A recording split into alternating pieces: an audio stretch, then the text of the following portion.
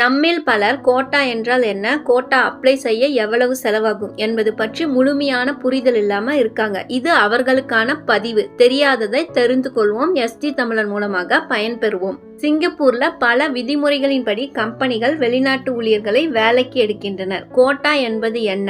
சிங்கப்பூரர்களை விட வெளிநாட்டு ஊழியர்களுக்கு வேலை வாய்ப்பு அதிகமா கிடைப்பதனால சிங்கப்பூரர்களுக்கு வேலை வாய்ப்புகள் குறைவாக கிடைக்கிறது. சிங்கப்பூரர்களுக்கு அதிக முக்கியத்துவத்தை கொண்டு வருவதற்காக சிங்கப்பூர் அரசாங்கம் கோட்டா எனும் விதிமுறையை நடைமுறைக்கு கொண்டு வந்தனர். சிங்கப்பூர்ல உள்ள கம்பெனிகள் 5 சிங்கப்பூரர்களை வேலைக்கு எடுத்தால் மட்டுமே ஒரு வெளிநாட்டு ஊழியரை வேலைக்கு எடுக்க முடியும்.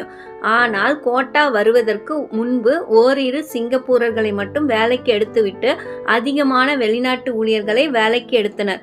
அவ்வாறு கம்பெனிகள் செய்வதை குறைப்பதற்காக கோட்டா எனும் விதிமுறை கொண்டு வரப்பட்டது. கோட்டா எனும் விதிமுறை வந்த பிறகு சிங்கப்பூரர்களுக்கு அதிகமான வேலை வாய்ப்புகள் கிடைக்கிறது. கோட்டா என்பது பணம் கொடுத்து வாங்குவது கிடையாது.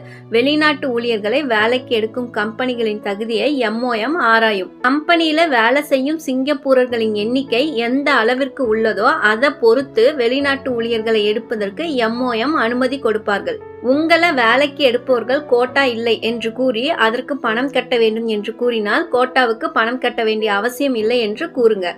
ஏஜென்ட்டுக உங்களிடம் கோட்டா இல்லை என்று கூறினால் நீங்கள் கட்டிய பணத்தை திரும்ப தருமாறு கேளுங்கள். கோட்டா வந்த பிறகு பணம் செலுத்துகிறேன் என்று சொல்லுங்க. இது போன்ற தகவல்களை தெரிந்து கொள்ள SG தமிழன் இணைய பக்கத்துல இணைந்திருங்கள்.